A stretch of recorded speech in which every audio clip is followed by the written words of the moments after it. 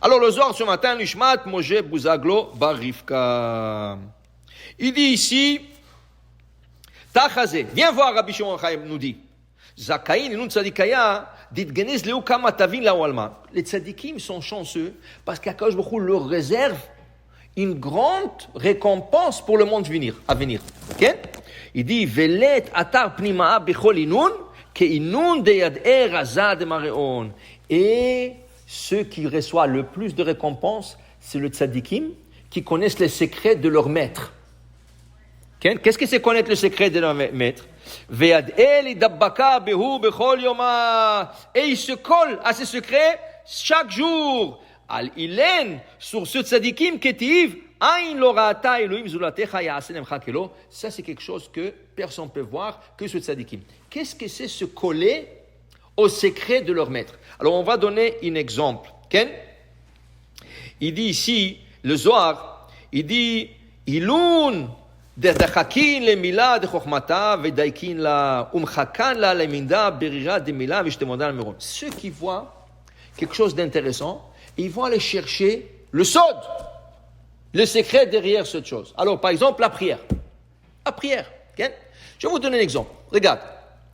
Dans la prière, il y a des gens qui disent aujourd'hui dans notre 2020, il y a des gens qui te disent, tu sais, depuis qu'il y avait le virus, okay, les gens priaient chez eux et les gens te disent, je n'ai jamais eu ce sentiment de concentration. Chez moi, il n'y a pas de vitesse. Je me suis concentré dans la prière. Vous croyez que c'est bon ça? Ça c'est le Yetzer Hara. Pur Yetzer Hara. Ils voulaient habituer les gens de rester chez eux. Alors quoi, on fait plus minyan? Alors le Chachamim qu'ils ont dit qu'il faut 10 personnes, et la Torah qui dit qu'il faut faire la Kedusha, le Kaddish, quoi, on fait plus ça? Quoi, ils savaient pas que prier chez soi, seulement quoi, qu'est-ce qui arrive? Ils sont habitués, ils disent chez eux, c'est tranquille. Alors le gars, il se lève à 9h, à 10h, il fait sa prière comme il veut, il n'a pas de travail ce jour-là, alors, mais c'est pas une vie ça.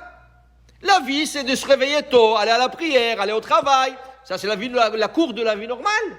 Okay? Les gens se sont habitués à une vie tordue. Et malheureusement, ils la voient belle. Okay? Mais une chose, oui. Une chose qu'ils ont, oui, raison, que quand ils étaient chez eux, ils avaient plus de temps à méditer sur la prière. Ils peuvent faire la même chose à la synagogue. Ils peuvent faire exactement la même chose à la synagogue. Prends ton temps. Personne. Je compte Izri Alek. Qui c'est qui court après toi? Fais à ton rythme. Ah, le Hazan est déjà ishtabah. Laisse le Hazan. Si tu ne peux pas prier en rythme du Hazam, laisse-le. Prie à ton rythme. Concentre-toi. Alors voilà, par exemple, il dit le Zohar, ceux qui cherchent la Chokhmah, ceux qui cherchent le derrière texte. Qu'est-ce qui se trouve derrière le texte? Alors par exemple, qu'est-ce qu'il nous dit le Rabbi Nishraï?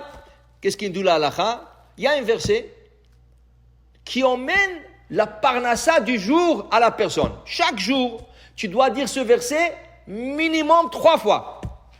Et la halakha dit, quand tu l'as dit et tu t'es pas concentré, tu es obligé de le répéter. Le verset s'appelle Poteach et yadecha umasbia lechol chai ratzon. Alors tu as dit Poteach et yadecha umasbia lechol chai ratzon. Tu arrives déjà, Vaivarech David. Vaivarech David et Adonai elene kol hakal. Tu dis aïe. Quand je dis Poteach et yadecha, je l'ai dit trop vite, j'avais même pas le temps de penser. Qu'est-ce qu'il dit le Shulchan Aruch? Tu dois arrêter.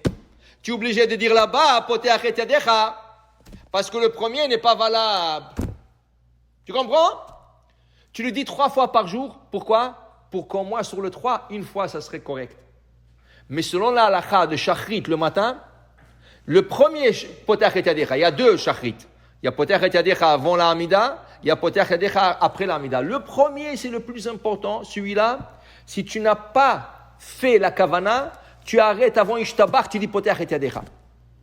Après la Hamida, tu dis Poteach et yadecha. Parce que tu l'as raté le premier.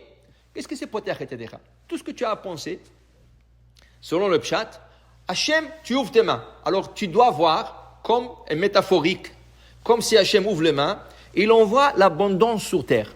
Toi, tu es sur terre, et tu reçois l'abondance au ciel. Qu'est-ce que tu fais? Tu ouvres tes mains. Okay? D'où ce qu'on apprend d'ouvrir le main du roi Salomon. Le roi Salomon, quand il a inauguré le Beth Amikdash, c'est écrit Veyadav Prusot Hashamayma. Il prie à Hachem. Il a dit, s'il vous plaît, Hachem, que cette maison soit réussite, que cette maison, tout celui qui vient ici, qui soit guéri, qui a la panassa, qui a les bons enfants et tout ça. Veyadav Prusot Hashamayma. Il priait avec les mains ouvertes. On apprend ça du Shlomo HaMelech d'ouvrir les mains. Okay? Alors, si le Shlomo HaMelech ouvre les mains, quand tu dis Poteach et yadecha, tu ouvres tes mains et tu fais semblant, dit le Rav Ben Ishraï, que tu reçois maintenant le chef à l'abondance qui descend du ciel, qui a Akadosh Baruch Hu vers ses mains, et ça descend vers toi et tu le reçois. Ça, c'est le minimum de minimum de minimum. Donc, tu ne peux pas dire Poteach et yadecha, impossible. Qu'est-ce que tu as pensé? Tu n'as rien pensé. Tu n'as rien pensé. Tu dois dire ce verset-là. Poteach et yadecha umasbiya lechol chaim. Doucement, doucement, doucement. Qui court? Doucement. Ça c'est le pshat. On n'est même pas arrivé au sod. Là tu commences le sod. Là tu commences, on va dire, le premier niveau de sod. Premier niveau. Poteach et yadecha. Dit le Rav Ben Ishraï, al tikra yadecha. C'est pas les mains qui sont ouvertes. C'est les deux lettres qui envoient l'abondance sur terre qui sont ouvertes. Quelles deux lettres? Yud et Yud. Poteach et yadecha. Al tikra yadecha. Pas tes mains. Yudecha. Yudecha. Yudecha. Le deux Yud. Le tétragramme, comment il commence? Yud, ke, vav, ke. Yud. Le même nom du tétragramme qui s'écrit différemment, mais il se prononce le même. Amonai, Aleph, Daled, Nun. Yud, ça se prononce Amonai, comme le tétragramme, mais c'est écrit différemment. Qu'est-ce qu'il y a à la fin? Yud. Hachem, il ouvre le Yud de tétragramme et le Yud du Adnout. Le Yud de tétragramme envoie l'abondance au Yud de Adnout. De Yud de Adnout, il y a comme un tuyau. C'est quoi le tuyau? Les 6 lettres qui se trouvent entre les deux. Le tétragramme, il a 4 lettres. Le Adnout, il a 4 lettres. Si tu prends le Yud et le Yud, entre les deux Yud, il y a 6 lettres. Les 6 lettres sont comme la lettre Vav. Donc, tu dois visualiser. Poteach et yadecha. Tu ouvres tes mains. Et Yudecha. Yud et Yud. Et le Vav au milieu. Et le Vav, il est sinor. C'est comme un tuyau qui emmène. Comment? Regarde le tsinor. Tsinor, c'est quoi? Tsinor, c'est un tuyau. Tsinor, le même lettre que Ratson. Alors quand on dit Umasbia lechol chai Ratson, Ratson c'est Tsinor, c'est le tuyau qui envoie l'abondance dans ce monde. Ça c'est même pas, on n'a même pas commencé encore. On n'a même pas commencé encore. C'est ça qu'il dit le Zohar ici. La récompense pour ceux qui veulent savoir et qui vont approfondir après ce cours, ils vont aller ouvrir le Rav Ben Ishraï, ils vont aller ouvrir des livres, ils vont ouvrir la halakha bechlal. La halakha, alors laisse la kabbale, la halakha. Qu'est-ce que la halakha dit si tu n'as pas fait la kavana poteach et yadecha? Okay? Alors va apprendre ça. Alors tu veux te coller au secret de la Torah. Alors il dit ici, le Zohar, Ain lorata elokim zulatecha, la récompense qu'Hachem te réserve, personne ne peut le savoir. Ça c'est la plus grande récompense que tu peux avoir. Baruch Adonai le'olam. Amen ve amen.